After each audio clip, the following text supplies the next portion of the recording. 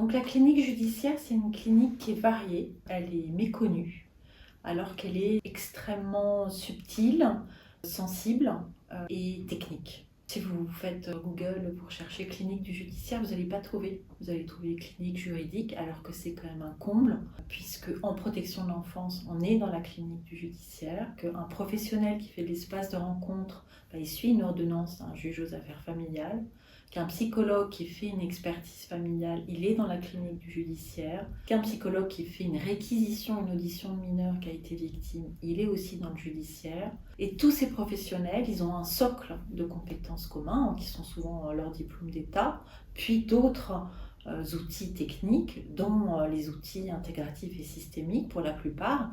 Et c'est avec ces outils-là qu'ils vont pouvoir accompagner une famille, un individu, un enfant. Dans la clinique du judiciaire, ce qui est vraiment important, c'est que pour accompagner un individu, on est obligé de comprendre le système familial. Et pour ce faire, il y a vraiment besoin d'énormément d'outils et d'énormément de techniques.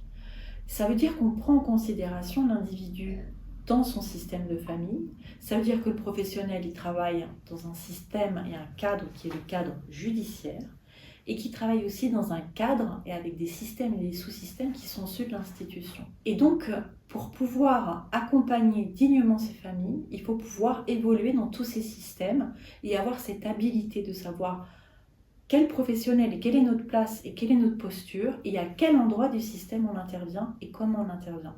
Et c'est tout l'intérêt de ce colloque, ça va être de pouvoir comprendre la place de chaque professionnel dans chaque système et avec quel outil il peut intervenir. Ça va aussi nous démontrer à quel point c'est extrêmement vivifiant, ces techniques de professionnels dans la clinique judiciaire. La façon dont a été pensé le colloque, ce sont des interventions, donc plusieurs intervenants dans leur pratique professionnelle.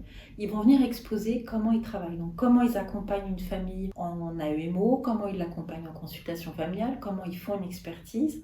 Et ce qui va être intéressant, c'est bien sûr de quels outils ils utilisent, comment ils théorisent. Ils vont venir témoigner de leur pratique, voire présenter des cas cliniques. Et ensuite, c'est l'échange avec la salle qui va permettre de pouvoir réfléchir ensemble sur toutes les évolutions. Parce que dans la clinique du judiciaire, c'est comme dans la société, ça évolue. Et c'est une pratique qui, pour être efficace, efficiente et à la hauteur de la mission que c'est, est constamment en évolution. Et pour être en évolution, ça passe par le partage. Et c'est pour ça que ça a été construit comme ça. Rendez-vous le 12 mai à l'espace Reuilly. On vous attend à 9h, nombreux, motivés. On vous attend.